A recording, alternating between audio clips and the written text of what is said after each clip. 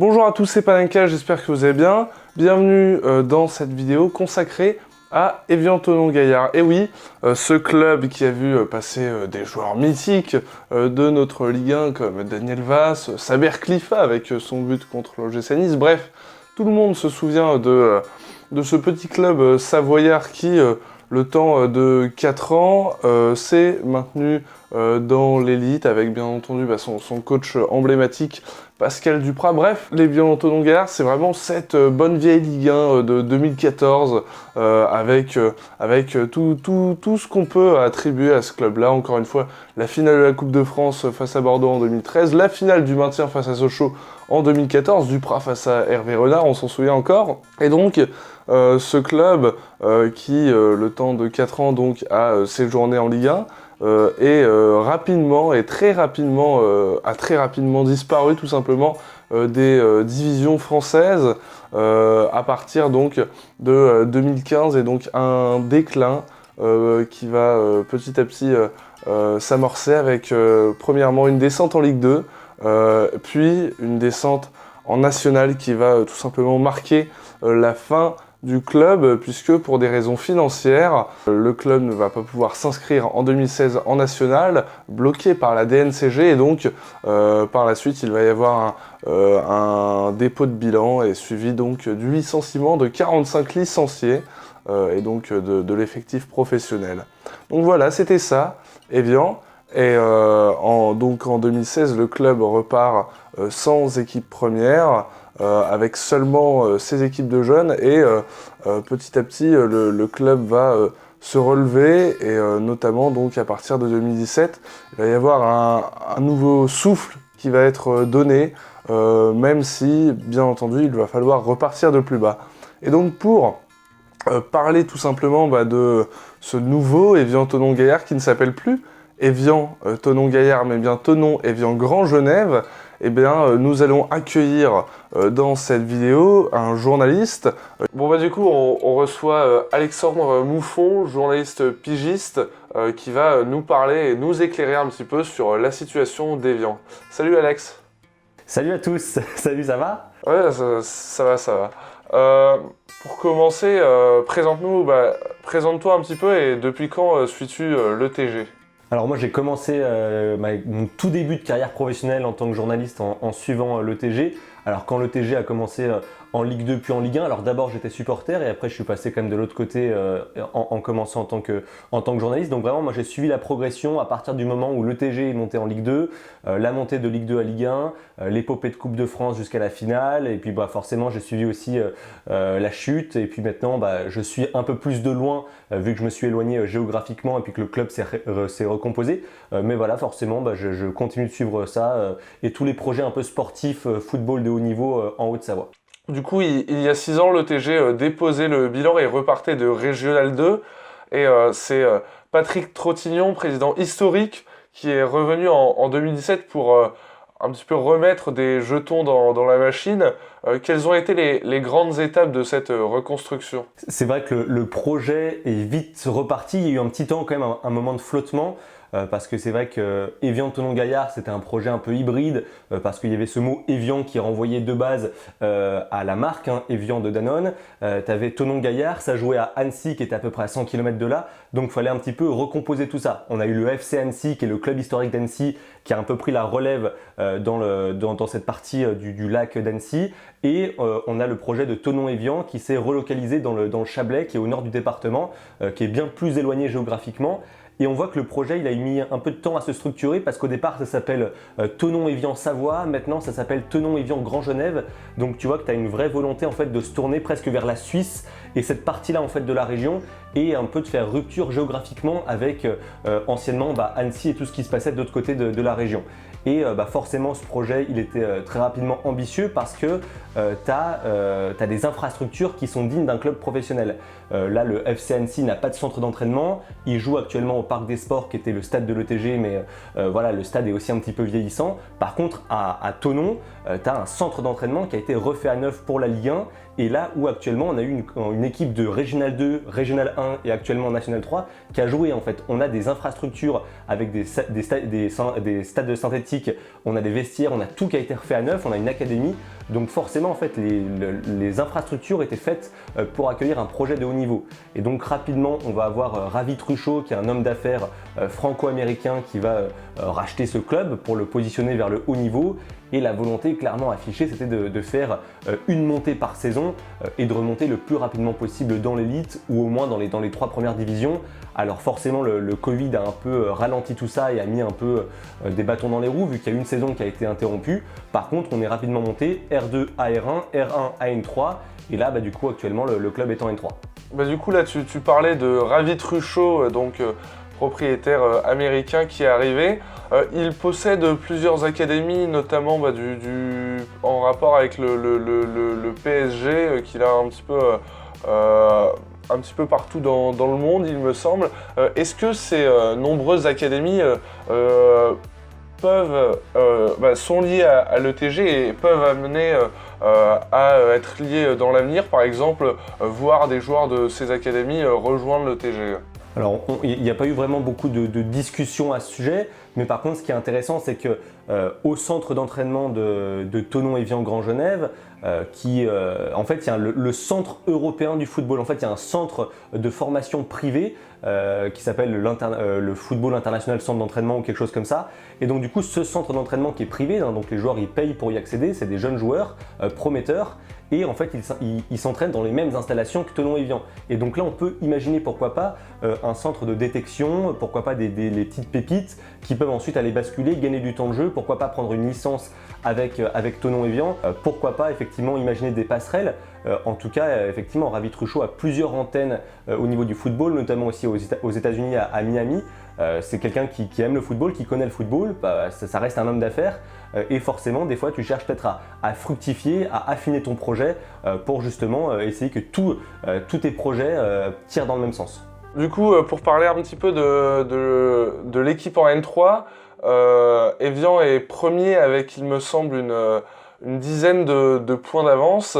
On retrouve de nombreux anciens joueurs pro dans l'effectif, notamment, pour ne citer que Cyriac Louvion, Alexis Thébault, Kevin Afougou, Hervé Liboy qui a joué au Paris FC à Nîmes, ou encore Maxime Bourgeois qui a joué au Cerf. Qu'est-ce qui a pu les attirer? Tu parlais notamment des infrastructures, mais quand on pense que le club est reparti de Régional 1, que ça a été quoi? Ça a été surtout l'ambition menée du projet? C'est vrai que c'est un ovni en fait quand tu regardes Thonon-Évian Grand Genève, que ce soit en R2, R1 ou même là actuellement en N3, tu te retrouves avec un club qui est quasiment composé comme un club professionnel de Ligue 2 voire de National et qui est sur la 5e ou la 6e division française.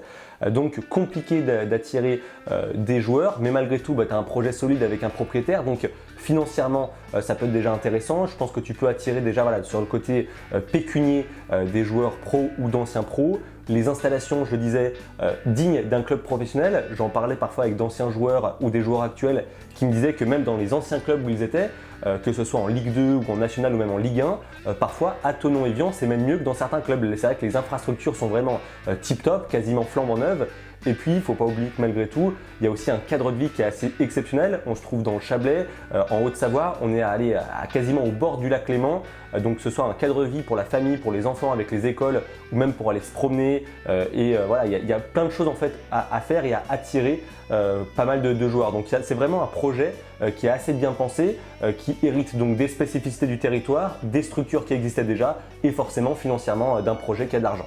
Du coup, qui sont les joueurs phares de l'ETG cette saison? Alors, c'est vrai que tu as Ilyes Chaibi qui a marqué énormément de buts et forcément l'artisan principal de cette très bonne première place qui va, sans trop de suspense, déboucher sur une montée, peut-être même très rapidement. Là, il me semble que dans 1 ou 2 matchs, la montée peut être validée, qui a marqué quasiment à tous les matchs et qui, à mon sens, va peut-être aller voir ailleurs en fin de saison, même s'il a peut-être envie de continuer avec ce club, mais ses performances ont été très très bonnes en attaque. Et puis ce qui est intéressant aussi, c'est que même en National 3, en fait, tu as Alexis Thébault qui est dans les buts, qui est un gardien anciennement professionnel qui a joué notamment à Brest ou à Caen. Tu as Dadian Goy qui a joué au GF38. Tu as, comme tu le disais, Corentin Tirard qui a été formé à l'ETG et à Monaco qui est aussi ici. Vraiment sur le papier, tous les week-ends, et ça aussi des joueurs me le disaient, tous les week-ends en fait Thonon-Évian c'est un peu l'équipe à abattre. C'est un peu comme un match de Coupe de France parce que des fois que ce soit en régional ou même après même en N3, tu te retrouves parfois sur des terrains un peu compliqués et face à des équipes un peu plus, voire beaucoup plus amateurs. Et donc en fait c'est l'équipe à battre avec la cible dans le dos, parce que les mecs ils vont jouer contre des anciens pros ou des pros qui étaient en Ligue 2 ou en Ligue 1 il y a encore quelques années. Et forcément tout le monde a envie de se dépasser et ça rend la tâche d'autant plus difficile aussi pour Thonon-Evian, quand on sait qu'en N3 et même en N2, il n'y a qu'une seule place pour monter et que le club veut pas trop perdre de temps en ratant des montées. Donc c'est vrai qu'il y a aussi de la pression de ce côté-là. En Ligue 1 et Ligue 2, le TG avait souffert de problèmes financiers, ce qui avait un petit peu conduit sa chute. Là, actuellement, il y a un propriétaire qui est derrière, mais du coup, pour que le club soit rentable et fasse des sous, est-ce que du coup le TG prépare un petit peu un business model comment faire pour que le club s'installe réellement dans le football professionnel français. Quand je dis professionnel, je parle à partir de la Nationale 2 où pour moi je considère que les joueurs vivent du football. Dans le département de la Haute-Savoie, on a quand même un département qui est assez riche avec beaucoup d'entreprises qui s'en sortent bien économiquement et donc qui peuvent soutenir. Même déjà à l'époque de l'ETG, on avait un beau parterre de partenaires et donc du coup forcément on a aussi les partenaires un peu historiques de l'ETG qu'on peut peut-être aller chercher. C'est déjà le cas en fait du FC Annecy qui a récupéré par exemple le partenaire comme Bontaz et des partenaires historiquement qui sont un peu situés de l'autre côté du département vers le lac d'Annecy. Et on sait que plus les clubs vont monter, plus les anciens partenaires qui parfois sont un peu frileux d'aller soutenir de la N3 ou de la N2, quand tu viens en N1 voire en L2, ça attire beaucoup plus. C'est vrai que au tout début, peut-être que ça va être compliqué et c'est là tout l'intérêt aussi d'avoir un propriétaire avec des reins solides qui peut gérer un peu les affaires courantes et lancer un peu le projet. Mais plus le club va monter et plus le club va rayonner et plus ça va réattirer des partenaires. Pourquoi pas réattirer Danone qui était le partenaire phare de l'ETG qui a fait quand même ces belles années. C'est dans un coin de la tête, il me semble, de certains à Thonon-Evian. Et puis forcément, ça va aller en se développant. Donc je pense qu'il y a un modèle économique qui va être à trouver. Le club ne va faire que progresser. Et comme je le disais, on a déjà un centre d'entraînement, l'image est plutôt bonne. Ils ont travaillé leur communication, leur nom, comme je le disais, qui s'appelle Grand Genève, donc qui est tourné aussi vers la Suisse. Donc pourquoi pas aussi attirer des partenaires en Suisse.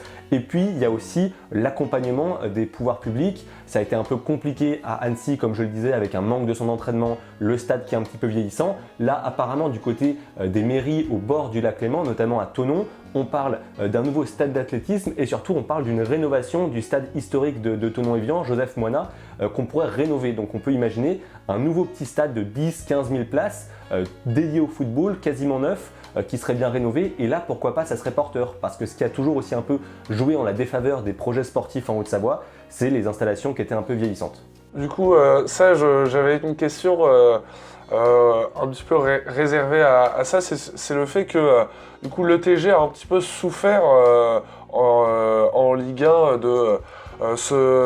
du fait de devoir se balader un petit peu partout, aller à Annecy, ça s'appelait Evian, mais du coup ça se basait un petit peu à Thonon, si j'ai bien compris.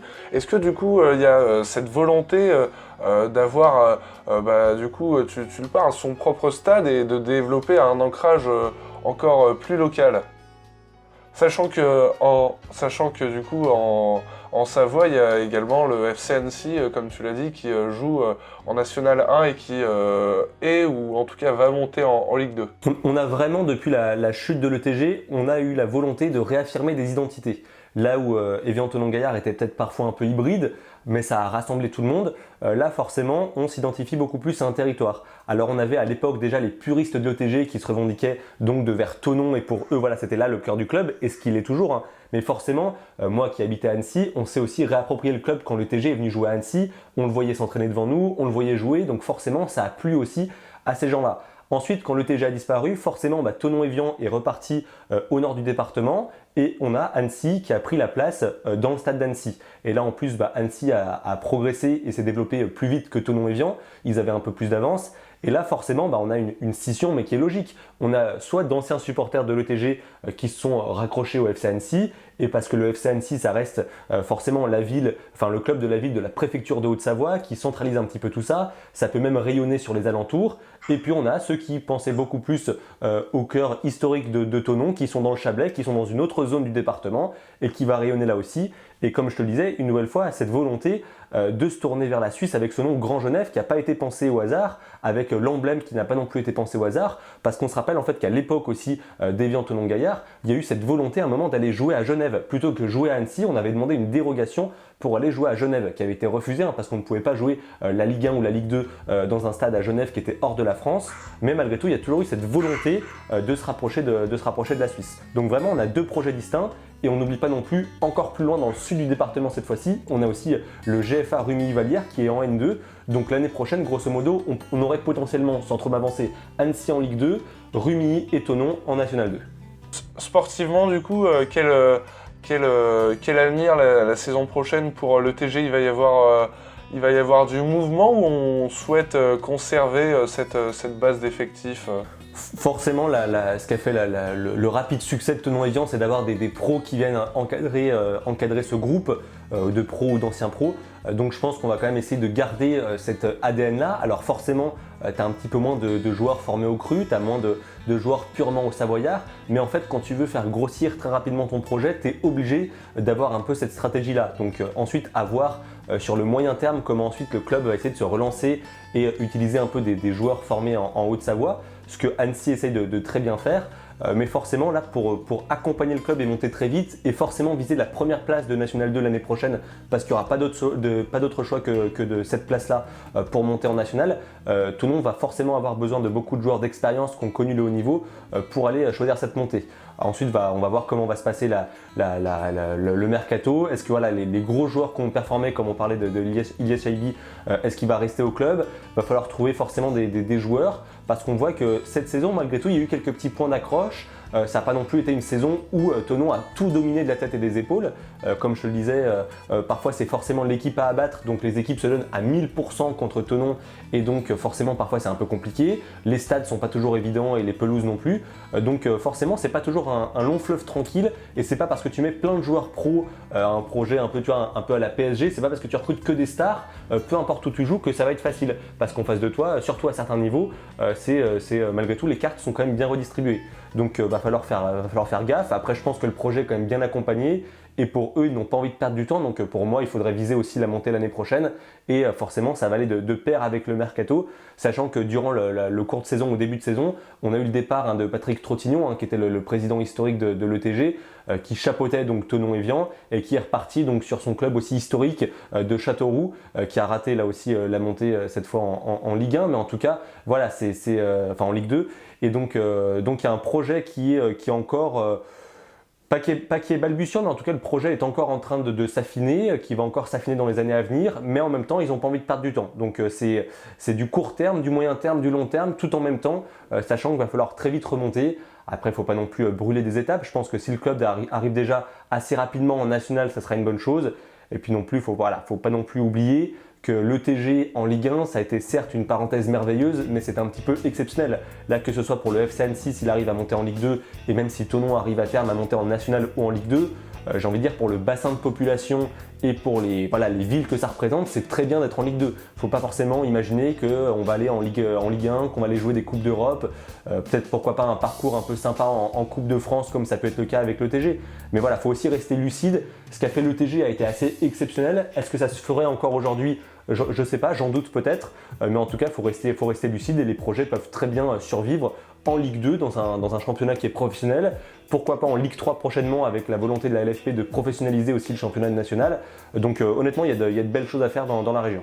Un petit peu plus tôt, je t'avais posé une question du coup sur les nombreuses académies de Ravi Truchot. Est-ce que du coup l'ETG souhaite développer également la formation locale et tu as parlé que Annecy le faisait, mais du coup est-ce que ça reste une volonté? Parce qu'on sait que c'est quand même quelque chose d'important pour le long terme pour un club. La formation, à mon sens, c'est vrai que c'est incontournable quand tu veux te développer et quand tu veux prospérer à haut niveau. surtout que dans le département, je pense qu'on a potentiellement des bons joueurs. Comme tu l'as dit, il y a Ravi Truchot à plusieurs académies, il y a cette académie internationale aussi dans les locaux de Thonon-Évian, enfin dans le centre d'entraînement, donc il peut y avoir des pistes. Et ça me semble effectivement incontournable parce que même à l'époque de l'ETG, on a sorti quelques petits joueurs. Quand tu vois Adrien Thomasson actuellement qui performe avec Strasbourg, même là actuellement, Corentin Tirard qui a été formé à l'ETG, tu as forcément des joueurs. L'ETG, ça a été une période très courte, donc tu n'as pas non plus 40 exemples sous la main. Mais on voit qu'à l'espace de seulement quelques saisons, tu peux, sur le territoire, trouver des bons joueurs et les développer. Donc, à mon sens, la formation va être très importante. Surtout que là, une nouvelle fois, si tu es tourné aussi vers la Suisse, tu peux attirer des talents suisses qui ont peut-être joué ou qui ont commencé dans le championnat suisse et qui ont peut-être envie de découvrir le championnat français. Il y a des passerelles. En fait, stratégiquement, Thonon-Évian, comme je le disais, c'est un projet un peu hybride et ça peut être intéressant en fait avec toutes ces ficelles entre les académies du propriétaire, entre la proximité avec la Suisse, avec ses installations et ses joueurs professionnels. Tu peux aussi encadrer et servir voilà, de cadre et avec des joueurs d'expérience pour faire progresser tout ça. Donc non, le projet est hyper intéressant. Faut pas brûler les étapes et je suis assez curieux en fait de voir à quel rythme ça va aller et jusqu'où ça va aller. Eh bien, merci à toi Alex d'avoir répondu à ces questions. S'il y a quelque chose à rajouter, n'hésite pas. En tout cas, n'hésitez pas à aller voir un reportage d'une vingtaine de minutes qui est disponible sur sa chaîne YouTube qui s'appelle Les Infos d'Alex. Le reportage s'appelle Sur les ruines de l'ETG et vous pouvez le retrouver en description ou juste là en haut à gauche ou à droite, je ne sais pas c'est de quel côté. Mais en tout cas, je vous le mets en lien et il est très très intéressant. Et du coup, vas-y Alex, je te laisse le mot de la fin. Et en tout cas, merci pour l'invitation. Et puis on espère forcément retrouver du football professionnel en Haute-Savoie. Alors sans trop m'avancer, ça devrait arriver avec Annecy dès la saison prochaine qui a fait une très très belle saison après avoir joué le maintien l'année dernière. Moi je vais aller au stade sur les derniers matchs là pour essayer de malgré tout, même si c'est pas mon club de cœur, aller vivre quand même le retour du football professionnel sur la pelouse. Ça peut être très sympa de vivre un peu ces moments historiques. Et puis voilà, je souhaite aussi plein de bonnes choses à Thonon-Évian parce que en fait moi l'ETG vraiment c'est ce qui m'a donné envie d'être journaliste, c'est ce qui m'a bercé et j'ai forcément envie de voir un petit peu ce club perdurer. Alors d'une manière ou d'une autre, d'une façon ou d'une autre, ça sera jamais vraiment pareil, mais je reste toujours curieux et j'ai toujours envie que mon département puisse retrouver les frissons du football pro. Sur ce, c'était Panenka. J'espère que cette interview d'Alexandre vous aura plu, en tout cas qu'elle aura au moins su vous éclairer un petit peu sur le nouveau projet d'Évian Thonon. Et sur ce, donc c'était Panenka. N'hésitez pas à vous abonner. J'ai vu vraiment, vous étiez beaucoup la semaine dernière, un peu plus de 2500 à regarder la vidéo sur le Stade Lavallois. Ça fait extrêmement plaisir. On a dépassé déjà les 100 abonnés. Et donc franchement ça fait plaisir et donc pour cette nouvelle dynamique qui est le fait qu'il y aura désormais une vidéo tous les vendredis à 17h30 et donc j'espère en tout cas aux nouveaux venus que l'angle un petit peu de la chaîne et tous les futurs sujets vous plairont. Sur ce, c'était donc Panenka, n'hésitez pas à vous abonner, à liker et à partager les vidéos. Tchuss!